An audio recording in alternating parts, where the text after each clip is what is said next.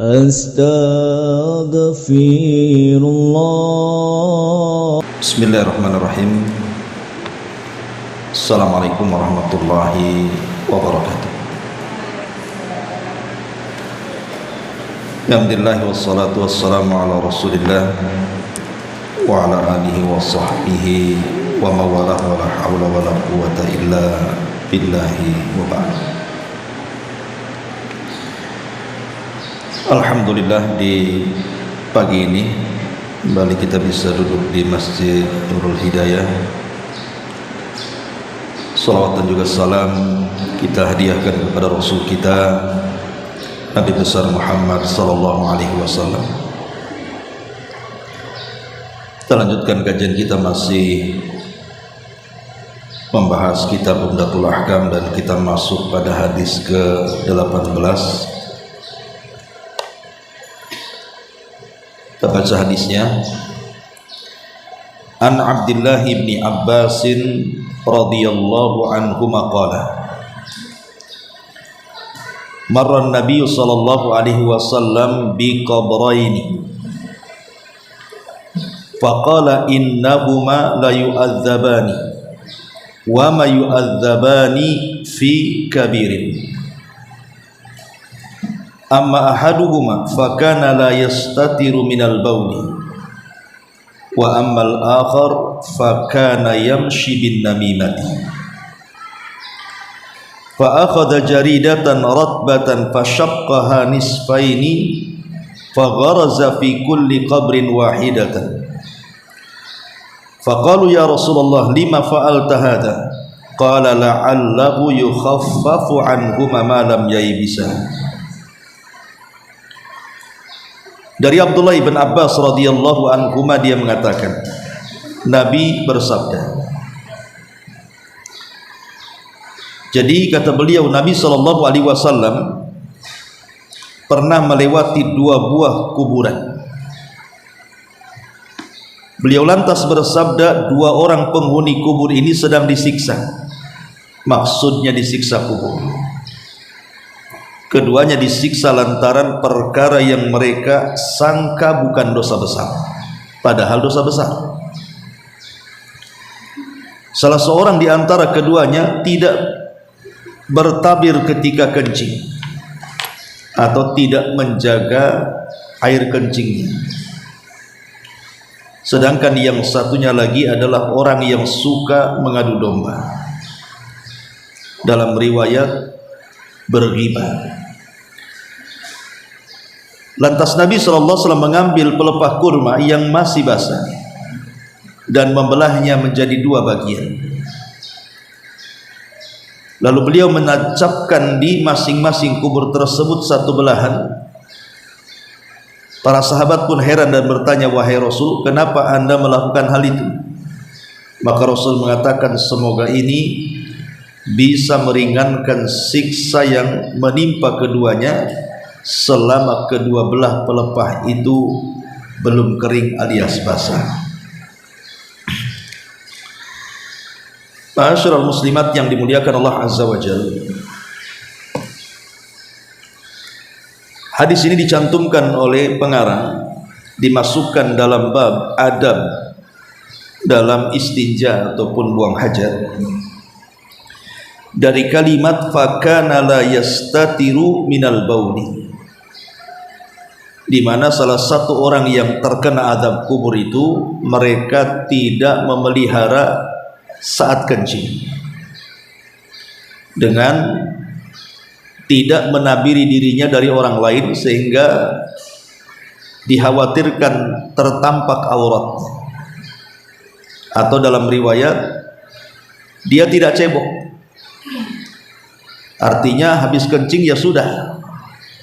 Mungkin bagi wanita agak risih ya, tapi bagi laki-laki yang mereka tidak paham hukumnya, biasa saja mereka kencing sudah, nggak pernah ada cebok gitu ya. Padahal ini dosa besar yang disangka dosa kecil. Ma'asyiral muslimat yang dimuliakan Allah Azza wa Jalla, baik kita kembangkan hadis ini. Hadis ini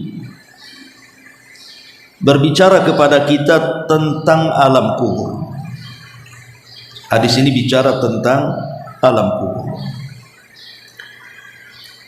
di mana salah satu keimanan yang wajib kita imani adalah kehidupan setelah kematian, alias alam barzah dan hari akhir. Karena manusia itu kan akan bermarhalah menjadi 4 alam. Pertama di alam rahim, kemudian setelah lahir masuk ke alam dunia, kemudian setelah meninggal masuk ke alam barzah, kemudian setelah kiamat baru masuk pada alam akhirat, alam yang mengekalkan setiap kita. Dari sini maka kita wajib beriman dengan kematian dan apa-apa yang terjadi setelah kematian. Ma'asyiral muslimat yang dimuliakan Allah Subhanahu wa taala, kalau seandainya ada pertanggungjawaban pada setiap kita setelah kematian kita, seperti dalam hadis ini, maka orang yang berakal sudah sepantasnya mengingat kematian dan mempersiapkan diri untuk kematian, karena semua akan dihisab di hadapan Allah Subhanahu wa taala. Ma'asyiral muslimat yang dimuliakan Allah Subhanahu wa taala, lah di antara keimanan kita kepada kematian adalah beriman dengan adanya azab kubur. Apakah kemudian azab kubur itu disebabkan dosa-dosa yang disebutkan dalam hadis ini saja? Tidak. Banyak penyebab seseorang itu akan diazab oleh Allah Subhanahu wa taala dalam kuburnya. Kita urut biar senang. Pertama, kekufuran kepada Allah Subhanahu wa taala. Dan ini digambarkan di dalam surah Ghafir ayat 46. Ketika Allah Subhanahu wa taala menceritakan tentang Fir'aun dan orang-orang yang kufur dengan Nabi Musa dan ikut Fir'aun. Allah Subhanahu wa taala mengatakan dalam surah Ghafir 46, "An-naru yu'raduna 'alaiha ghuduwan wa 'ashiyyan. Wa yauma taqumus sa'atu adkhilu ala fir'auna asyaddal adzab."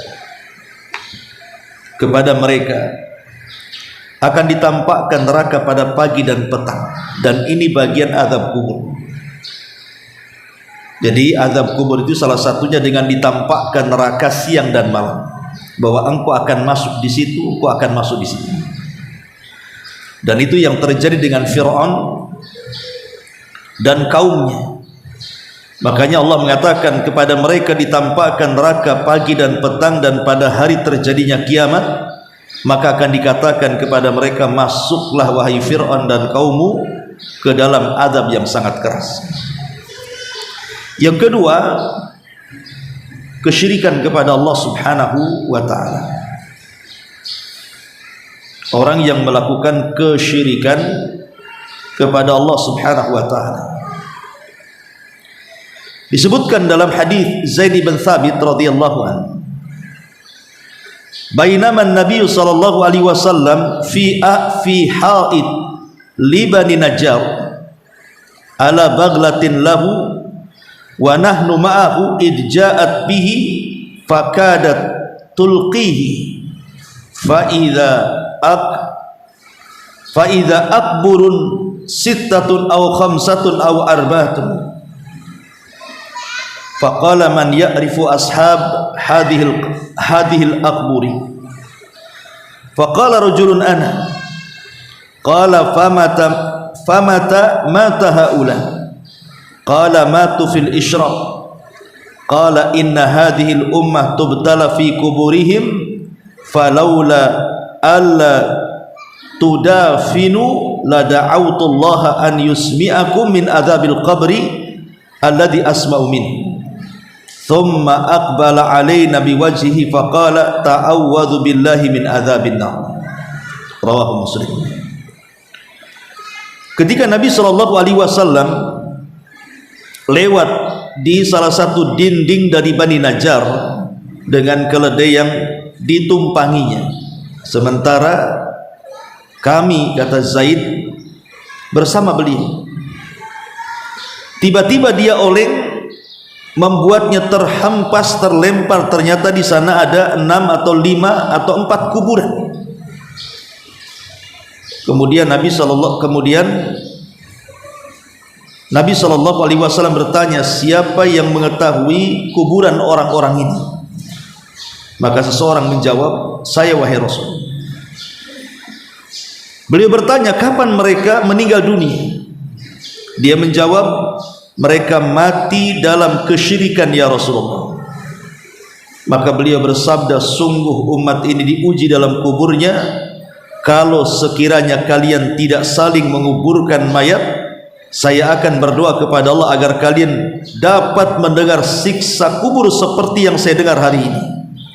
Kemudian beliau menghadap wajahnya kepada kami dan bersabda, berlindunglah kalian dari siksa neraka. Lihat bagaimana Nabi SAW ketika dia terjatuh dari unta karena untanya oleng, tiba-tiba ketika di tanah kok banyak kuburan di situ. Rasul bertanya, ini kuburan siapa? Kapan matinya? Maka para sahabat mengatakan, itu kuburan orang-orang musyrik. Orang-orang musyrik dulu, inilah kuburannya. Maka kata Rasulullah, beliau mengatakan, sungguh umat ini diuji dalam kuburannya. Kalaulah sekiranya kalian tidak saling menguburkan sesama kalian, tentu aku akan berdoa kepada Allah agar Allah memperdengarkan azab mereka, azab orang-orang yang melakukan kesyirikan itu. Menunjukkan bahwa kesyirikan itu salah satu penyebab datangnya azab kubur. Ini yang kedua. Kemudian yang ketiga, nifaq. Orang-orang yang memiliki sifat nifaq, kemunafikan. Allah Subhanahu wa taala mengatakan dalam surah At-Taubah ayat 101, wa mimman haulakum minal a'rab munafiquna wa min ahlil madinati maradu 'alan nifaq la ta'lamuhum nahnu na'lamuhum sanu'adzibuhum marrataini thumma yuradduna ila adzabin 'adzim. Allah berfirman dalam surah At-Taubah 101, di antara orang-orang Arab Badui itu yang di sekelilingmu ada orang-orang munafik, dan juga di antara penduduk Madinah mereka keterlaluan dalam kemunafikannya. Kamu wahai Muhammad tidak mengetahui mereka, tetapi kamilah yang mengetahui mereka. Nanti mereka akan kami azab 2 kali, kemudian mereka akan dikembalikan kepada azab yang lebih besar. Masyaallah muslimat yang dimuliakan Allah Subhanahu wa taala, di sini Allah Subhanahu wa taala mengatakan kalimat sanu'adzibuhum marrataini. Mereka akan diazab 2 kali. Maksudnya adalah azab 2 kali itu, yang pertama azab dunia dan yang kedua azab di dalam kuburnya. Di mana menurut para ulama tafsir, seperti yang dikatakan oleh Qatadah dan Rabi ibn Anas rahimahumullahu ta'ala, bahwa yang dimaksud sanu'adzibuhum marrataini, azab yang pertama di dunia dan azab yang kedua dalam kuburnya. Berarti di sini kita tahu bahwa kemunafikan itu penyebab datangnya azab kubur. Ini yang ketiga. Yang keempat, orang-orang yang merubah syariat-syariat Allah Subhanahu wa ta'ala. Yang Allah haramkan boleh jadi mengharamkan yang Allah halalkan, atau membuat-buat yang tidak dibuat Nabi, dan begitu seterusnya. Intinya merubah syariat. Ketika Nabi SAW bicara tentang sosok seorang laki-laki namanya Amr bin Luhai Al-Khuzai, Amr ibnu Amir Al-Khuzai, atau dikenal dengan Amr ibn Luhai. Al-Khuzai. Itu dari kabilah Khuza'ah. Ketika perang melawan kabilahnya Nabi Ismail, Jurhum kalah. Akhirnya Mekah dan sekitarnya dikuasai Khuza'ah, dan suku Jurhum kembali ke Yaman. Setelah menang, suku Khuza'ah ini menguasai Arab. Nanti Khuza'ah juga tumbang karena terkalahkan oleh Quraisy. Nanti Quraisy yang berkuasa. Jadi ini sebelum Quraisy, ada kabilah Khuza'ah itu menguasai Arab, dan sebelum Arab suku Jurhum, suku Ismail istri daripada Ismail alaihissalam. Jadi pemimpin Khuza'ah itu ada namanya Amr ibn Luhai. Dialah yang pertama kali membawa patung dari Syam namanya Hubal, kemudian diletakkan di dalam Ka'bah. Itulah patung pertama yang bertengger di Arab. Siapa yang menenggerkannya? Amr ibn Luhai al-Khuzai. Karena sebelumnya Mekah itu mereka semua ajarannya Ismail dan Ibrahim, artinya mentauhidkan Allah. Tapi setelah berlalunya jauh daripada zaman para nabi, apalagi kemudian kabilah Jurhum sendiri sudah terusir karena kalah dengan Khuza'ah, maka kesyirikan mulai menyebar. Lah yang pertama kali menyebar kesyirikan di jazirah Arab setelah Ibrahim adalah Amr ibn Luhai al-Khuzai namanya. Nabi SAW pernah bermimpi tentang Amr ibn Luhai ini. Apa kata Rasul? Inni ra'aitu Amr ibn Amir al-Khuzai yajurru qasbahu fin nari kana awal man sayyaba syawaib. Kata Rasul, saya melihat Amr ibn Luhai al-Khuzai menyeret ususnya di neraka, terburai ususnya di neraka. Dia adalah orang yang pertama kali merubah-rubah agama Ibrahim. Dari sini syahidnya bahwa siapapun yang merubah agama Ibrahim maka terancam dengan azab kubur, karena Rasul melihat Amr ibn Luhai dalam kuburnya terburai ususnya dan terbakar. Maka jangan merubah-rubah syariat. Kemudian juga yang menyebabkan azab kubur adalah seseorang suka gibah, menggunjing. Dan ini kerjanya ibu-ibu nih, gibahnya. Ya, niatnya kumpul untuk arisannya 5 menit, gibahnya 2 jam. Itu yang terjadi. Jadi Nabi SAW ketika menyebutkan hadis yang kita baca ini, jadi Rasul lewat di sebuah kuburan, kemudian Rasul mendengar dengan mukjizatnya orang yang dalam kubur itu disiksa. Kemudian Rasul mengatakan tidaklah keduanya disiksa dengan dosa yang mereka anggap bukan dosa besar. Rupanya dua-duanya dosa besar. Lah salah satunya adalah tidak bersih dari kencing atau tidak menutup tabir saat kencing, dan yang kedua adu domba dalam riwayat ghibah. Dalam riwayat bahwa orang yang disiksa, yang diletakkan pelepah kurma oleh Rasul di atas kuburannya itu dosanya karena ghibah. Dari sini kita tahu bahwa ghibah itu adalah penyebab datangnya azab kubur. Maka jangan suka ghibah. Kemudian yang selanjutnya al-kadzib, berbohong atau berdusta. Karena Nabi SAW dalam hadis Samurah bin Jundub yang panjang sekali hadis itu, Rasul kan diperlihatkan saat tidur tiba-tiba ada 2 malaikat kemudian membawa dia ke tempat di mana orang-orang sedang diazab kubur di situ. Lah salah satunya Nabi SAW melihat ada orang yang kemudian sedang diiris mulutnya sampai ke tengkuknya dengan pisau yang bengkok. Jadi pisau bengkok itu dimasukkan ke mulutnya, kemudian diseret sampai tengkuknya sini.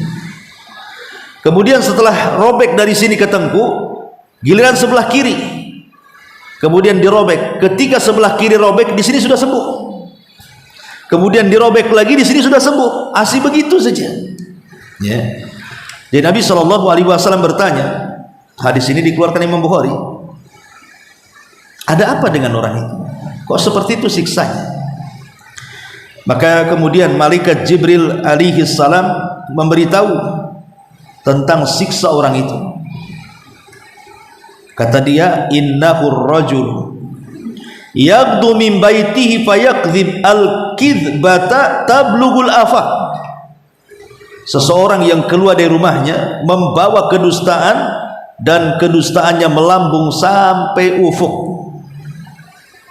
Apa maknanya kedustaan melambung sampai ufuk di sini? Maknanya kedustaannya itu yang korbannya itu bukan satu orang, tapi bisa ratusan bahkan ribuan orang karena kedustaannya menjadi korban dustanya dia. Di zaman dulu orang kalau menyebarkan gosip isu mungkin agak sulit, tapi di zaman sekarang kan sudah ada media ini. Kalau kita buat berita ditonton jutaan mungkin, karena semua orang pegang handphone, semua orang bisa mengakses. Makanya kemudian hadis ini baru kita pahami hari ini, bahwa yang dimaksud kedustaan sampai membumbung ke ufuk ya seperti ini. Kita buat dusta langsung dikonsumsi orang ramai begitu. Lah ini salah satu penyebab azab kubur. Naudzubillah. Kemudian juga salah satu penyebab azab kubur disebutkan juga riba. Itu terdapat masih dalam hadis Samurah bin Jundab juga. Ketika Nabi SAW melihat atau diperlihatkan sungai yang berwarna merah atau sungai darah, tiba-tiba di tengah itu ada orang berenang, tidak pernah ke pinggir, berenang di tengah saja. Coba bayangkan ibu, kalau berenang kelamaan kan bisa kram juga kaki itu, bisa habis juga oksigen kan, masih kelelep saja. Lah ada orang yang seperti disiksa tidak bisa ke pinggir, berenang terus. Kenapa mereka tidak mau ke pinggir? Sebab di pinggir itu sudah ada para malaikat dengan batu-batu di tangannya. Setiap dia ke pinggir maka mulutnya akan dibuka dan akan dijejelkan batu ke dalamnya, sehingga serba salah mereka. Mau ke pinggir salah, di tengah juga salah, kecapean. Makanya Nabi SAW kemudian bertanya, itu azab apa orang kayak gitu, kok siksanya kayak gitu banget gitu ya. Maka Nabi SAW mengatakan, Jibril mengatakan, fa innahu akilur riba, orang itu pemakan riba katanya.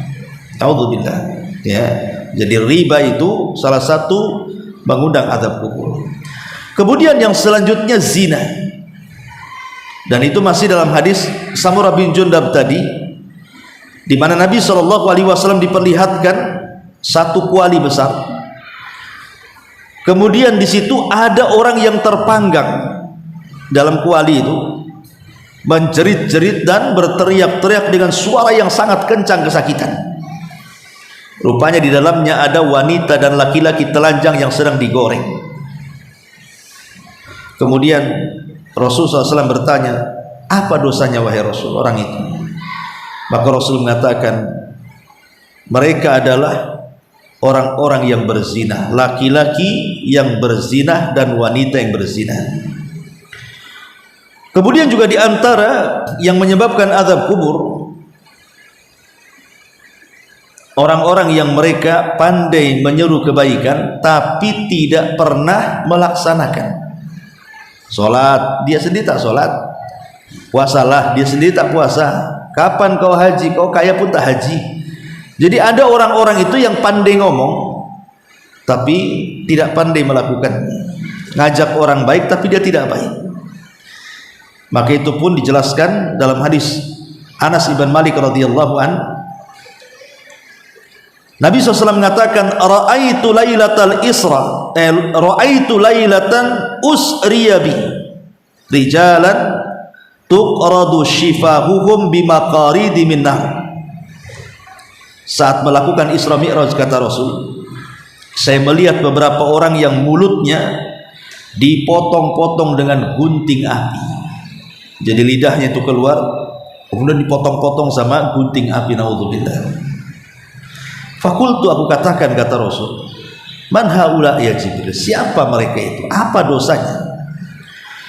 Maka Rasul SAW mengatakan, al khutaba'u min ummatik ya'muruna an-nasa bil birri wa yansawna anfusahum wa hum yasluna al-kitab afala ya'qilun.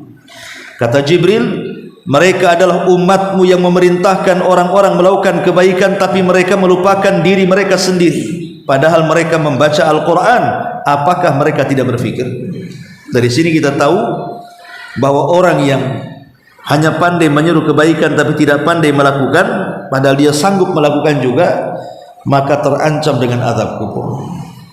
Kemudian selanjutnya, dengan sengaja buka puasa di bulan Ramadan di siang hari.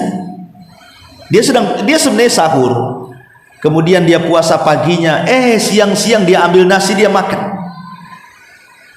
Bukan karena sakit, bukan karena safar, enggak, memang pengen makan aja, sengaja membatalkan. Maka yang seperti ini disebutkan dalam hadis Abu Umamah Al-Bahili radhiyallahu an, Nabi mendengar bahwa ketika dia tertidur, tiba-tiba ada dua orang yang mengapit dia, kemudian dibawa ke sebuah gunung. Ketika di atas gunung, kata Nabi SAW, aku mendengar suara teriakan yang luar biasa kesakitannya, yang tidak ada yang tahu rasa sakitnya kecuali Allah. Kemudian Rasul bersabda, bertanya kepada Jibril, siapa mereka? Kemudian Jibril mengatakan, mereka adalah orang-orang yang berbuka puasa di siang bolong bulan Ramadan. Disiksa, sedang disiksa, melolong suaranya. Kemudian juga al-ghulul, mencuri dan dari harta rampasan perang, atau mungkin bahasa sekarang korupsi. Ya, korupsi di pemerintahan, itu namanya al-ghulul namanya. Ghulul itu bukan hak dia diambil, tapi dia ambil, itulah disebut korupsi. Lah, orang-orang yang melakukan korupsi atau para koruptor itu, maka mereka terancam, mereka akan mendapatkan azab kubur. Kemudian juga yang selanjutnya adalah seorang laki-laki yang isbal. Seorang laki-laki yang isbal, di mana pakaiannya melebihi mata kaki. Nabi SAW mengatakan, walladhi nafsi biyadi, inna syamlata ay athawb. An-Nabi SAW akhadaha yawma khaybarin min al-maghanim lam yusibhal maqasim litashta'illa alaihi nara. Kata Nabi SAW, demi jiwaku berada di tangannya, sesungguhnya baju yang diambilnya pada perang Khaybar dari harta rampasan perang yang belum dibagikan akan terbakar oleh api neraka dan akan menyiksanya. Maksudnya menyiksanya dalam kuburnya. Ini juga termasuk sebab-sebab azab kubur. Termasuk juga azab kubur itu, mereka orang-orang yang suka hutang tapi tak mau bayar, itu terancam dengan azab kubur. Jangankan terancam dengan azab kubur, para syuhada itu, kalau seandainya nanti pada hari kiamat harusnya mereka masuk surga, tapi tertahan karena hutangnya. Tertahan karena hutangnya. Coba bayangkan, hutang ini menahan para syuhada, tidak bisa masuk surga karena terkena hutang. Dan harus dibayar, kalau tidak dia tidak akan masuk surga. Jadi hutang ini juga kalau tak bayar, ini salah satu penyebab azab kubur. Ma'asyiral muslimat yang dimuliakan Allah Azza wa Jalla, termasuk juga an-niyahah. Niyahah itu apa, Bu? Seseorang yang meninggal orang yang dicintainya, kemudian dia mengucapkan kalimat-kalimat seolah-olah tidak percaya dengan takdir Allah. Kadang-kadang memukul pipi, memukul paha, guling-guling, mengambil gunting, macam-macam lah perlakuan niyahah itu. Lah itu akan mengakibatkan azab kubur bagi keluarganya. Kata Nabi SAW dalam hadis bahwa innal mayyita yu'adzab bi ba'di bukai ahlihi alaihi. Sesungguhnya si mayat itu akan diazab dengan sebagian tangisan keluarganya kepadanya. Apa maksudnya di sini diazab? Apakah diazab fisik? Bukan. Maksud diazab di sini bukan fisiknya, tapi diazab hatinya. Jadi kalau ibu, umpamanya ada anak, orang tua ibu meninggal, kemudian ibu niyahah, itu orang tuanya akan tersiksa dalam kuburannya karena niyahah kita sebagai anak kepada dia. Dan ingat bahwa siksa hati itu lebih berat dibandingkan siksa badan. Ya kan, Bu? Siksa hati Dengan siksa badan itu masih berasa siksa hati. Kehidupan dunia aja sama gitu. Ibu kalau capek badan beli jamu, minum, tidur, besoknya udah sembuh. Tapi ibu kalau sakit hati tidak mungkin juga minum Baiklin besoknya sembuh. Ya, nggak mungkin bersih hati itu. Sampai betul-betul membutuhkan waktu yang lama penyesuaian, baru kemudian sedikit demi sedikit hilang tuh penyakit hati. Jadi memang penyakit hati seperti itu. Jadi orang yang terserang hatinya itu lebih bahaya dibandingkan yang terserang badannya. Lah orang yang sudah meninggal kalau ditangisi orang hidup, maka dia hakikatnya menyerang hatinya tuh, sehingga dia tersiksa dalam kuburannya. Nah, inilah diantara penyebab azab kubur. Lah termasuk juga di sini orang yang mereka berjalan dengan namimah, atau orang yang mereka tidak cebok atau tidak membuat tabir saat buang hajat ataupun buang hajat kecil atau hajat besar. Masyaallah muslimat yang dimuliakan Allah Azza wa Jalla. Adapun tentang bagaimana caranya supaya kita terhindar dari fitnah dan azab kubur ini, pertama tentu berdoa. Berdoa kepada Allah agar kita dijauhkan dari azab kubur, dan itu dianjurkan di dalam Islam, terutama ketika ibu sedang sholat wajib pada tasawuf yang terakhir setelah membaca sholawat, tahiyat, syahadat, sholawat, baru membaca 4 perlindungan. Lah salah satu dari 4 perlindungan itu berlindung dari azab kubur. Ini yang pertama, berdoa kepada Allah supaya kita tidak terkena azab kubur. Yang kedua, orang yang mati syahid, ketika ditanya, ya Rasulullah, kenapa orang yang mati syahid mereka tidak ditanya, tidak diuji? Maka Rasul mengatakan, kafa bi barikatis suyuf ala ra'sihi fitnah. Cukuplah kilatan pedang yang selalu mengancam kepalanya itu menjadi fitnah di dunia, masa difitnah lagi di akhirat. Nah, ini orang mati syahid maka terhindar dari azab kubur. Kemudian yang ketiga, orang yang gugur ketika bertugas menjaga di perbatasan. Kalau tadi kan di pertempuran, ini di perbatasan negara Islam, negara kafir, kita jaga tengah-tengah supaya tidak dicaplok, ya. Kalau seandainya Allah Subhanahu wa taala takdirkan dia meninggal saat melakukan penjagaan di perbatasan itu, karena rawan, penjaga di perbatasan itu rawan, Bu, karena bisa saja diserangkan itu.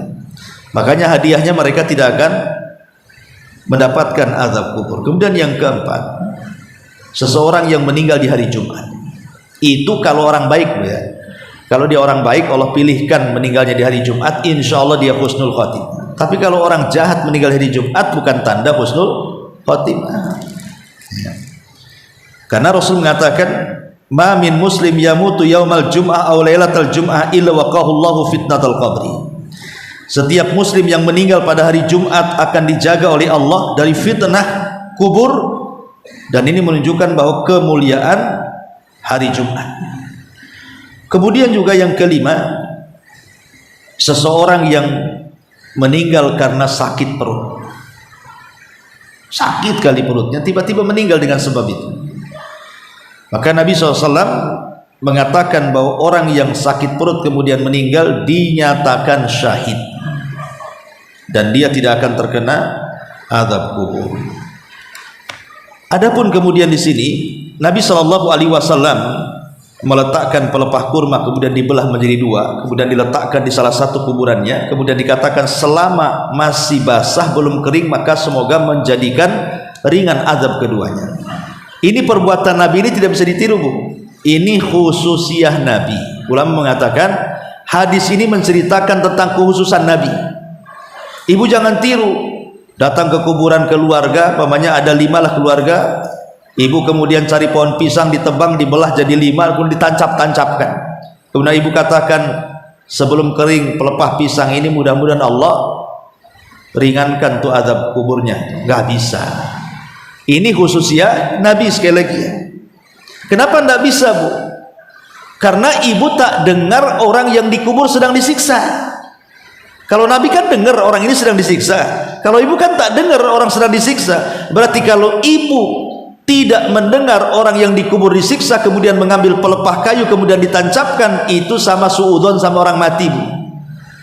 Ibu suudzon, berburuk sangka bahwa orang mati sedang disiksa. Boleh jadi dia itu paling nikmat di kuburannya dibandingkan kita di atas kubur. Masa suudon sama orang yang dikubur, Bu? Ya, makanya nggak bisa ini khusus ya, karena kita tidak mendengar masalahnya. Rasul mendengar. Ya. Dan kalau memang mengikuti tata cara Rasul pakai pelepah kurma, jauh kali cari kurmanya. Cari di mana pelepah kurmanya kan? Jadi itu pun kalau mengikuti sunnah Rasul pakai pelepah kurma. Tapi ada juga yang menggunakan hadis ini sebagai apa? Sebagai anjuran menanam sesuatu di atas kuburan katanya. Ini kan pelepah kurma kan bisa mati tuh.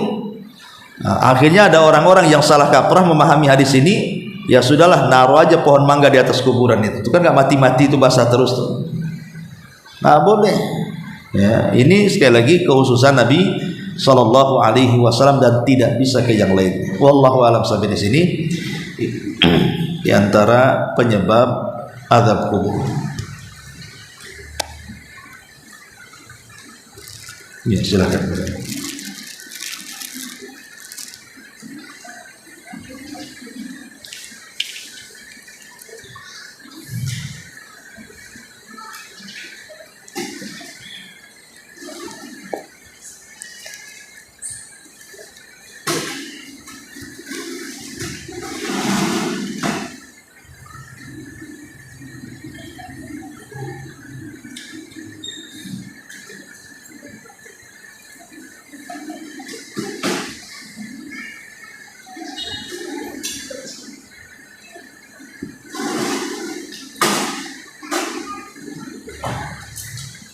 Ustaz, Ya. jadi paling pertanyaan ini, dia punya saudara yang tidak bisa, belum bisa bacaan surat itu, dia surat belum bisa Ustaz. Di usia 50 tahun. Jadi katanya apa yang harus dilakukan? Dia mu'alaf atau muslim? Muslim. Muslim tapi tidak pernah belajar sholat. Iya, sepertinya. Jadi kesulitan untuk menghafal. Jadi bagaimana dengan caranya untuk sholatnya Ustaz? Iya. Alhamdulillah, itulah terkadang hidayah itu milik Allah Subhanahu wa taala. Jangan sampai kemudian sudah tua baru kepikir pengen sholat. Tapi oke lah, Allah masih berikan hidayah kepada orang-orang yang sudah tua itu masih pengen sholat, tapi masalahnya ketika dia tidak belajar di masa muda akhirnya bingung pula cara sholat. Maka kalau dia ingin sholat, yang penting itu bacaan Fatihah. Kalau tidak bisa juga bacaan Fatihah, maka cukup takbir, tahlil, tahmid, itu saja baca. Allahu Akbar, Subhanallah, Alhamdulillah, Allahu Akbar. Pokoknya dikir aja. Tapi gerakannya kan dia bisa. Kalau memang dia tidak paham apa yang dibaca, berzikir saja di situ dengan tahmid, takbir, tahlil. Ya, tapi sambil belajar, sambil belajar. Ini bagi orang yang mu'alaf baru masuk Islam, belum tahu Quran, ya pengen sholat ya begitu caranya, ajarinya. Pokoknya setiap gerakan dalam sholat baca itu, takbir, tahmid, tasbih, itu ya diulang-ulang. Wallahu a'lam.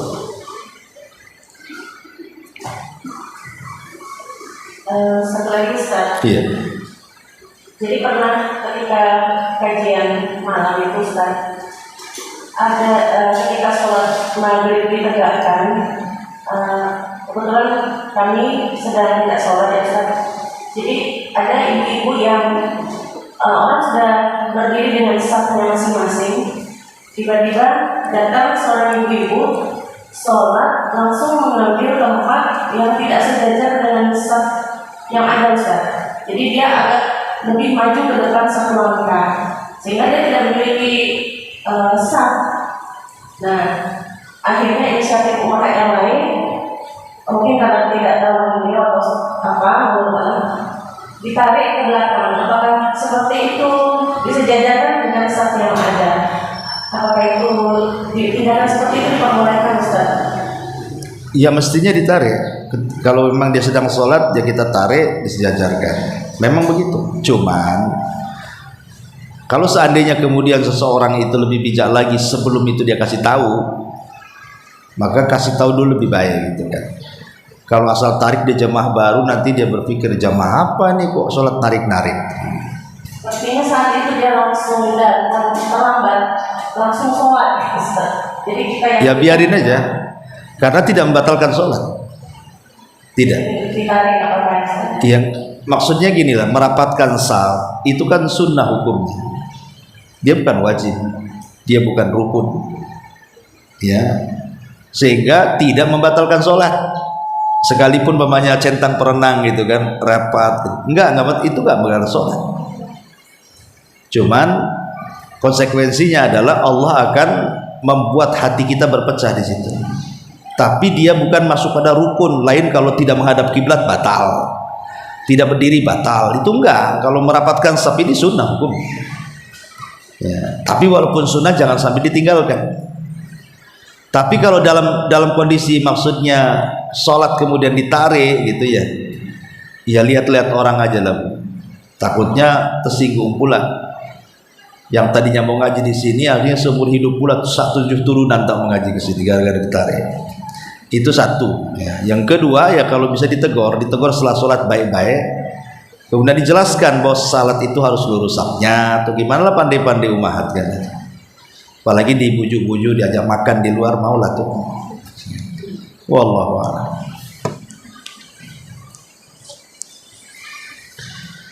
Taib belum ada. Kita tutup. Subhanallah bihamdika asyhadu an la ilaha illa anta astaghfiruka wa atubu ilaik. Allahu